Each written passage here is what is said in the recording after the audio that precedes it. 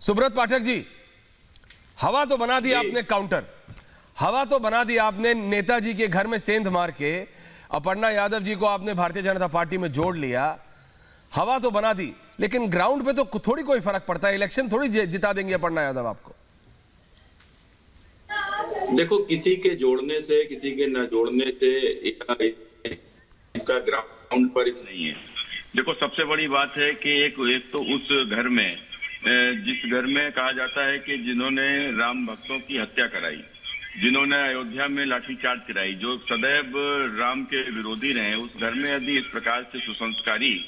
एक महिला है और जो स्वतः भाव से, अपने भाव से भारतीय जनता पार्टी की तरफ आई है, तो निश्चित रूप से एक ऐसे लोगों का, ऐसे विचारों का हम स्वागत करते हैं। कुल मिलाकर अब ये जिस प्रकार से आपने देखा कि कभी कुछ दिन पहले तक समाजवादी पार्टी के राष्ट्रीय अध्यक्ष जी के सपनों में भगवान कृष्ण आ रहे हैं,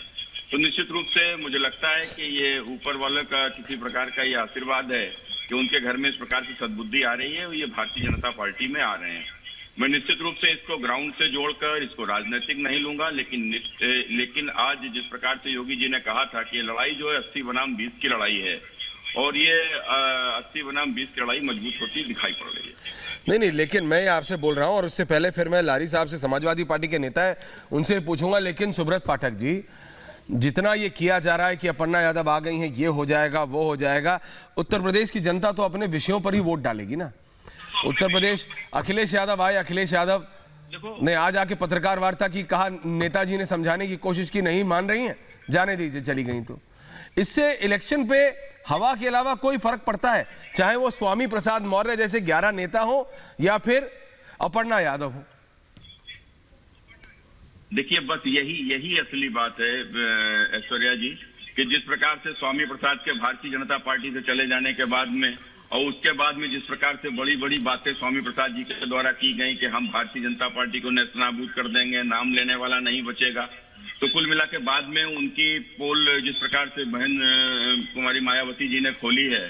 तो मैं समझता हूं कि इस प्रकार से बड़ी बड़ी बातें जिस प्रकार से टीवी पर कही गई थी, तो इससे लोगों को समझना चाहिए किसी के जाने से आने से कोई फर्क नहीं पड़ता है। लड़ाई विचारधारा की लड़ाई है, और उत्तर प्रदेश में जो लड़ाई है ना, ये 2 प्रकार की मानसिकता की लड़ाई है। एक तो यह राष्ट्रवादी मानसिकता, जिस प्रकार से हम लोग सब भारतीय जनता पार्टी के साथ में हैं, जो कहीं ना कहीं देश को मजबूत बनाना चाहते हैं, देश के भविष्य को सुरक्षित करना चाहते हैं। और दूसरी प्रकार इस प्रकार के स्वार्थी लोग हैं, जो किस प्रकार से हमने इनके स्वार्थ को उत्तर प्रदेश में फलीभूत होते हुए देखा है। हम सबने देखा कि जब इनको सत्ता मिली थी तो ये हज हाउस बनाते थे, आज जब सत्ता नहीं है तो इनके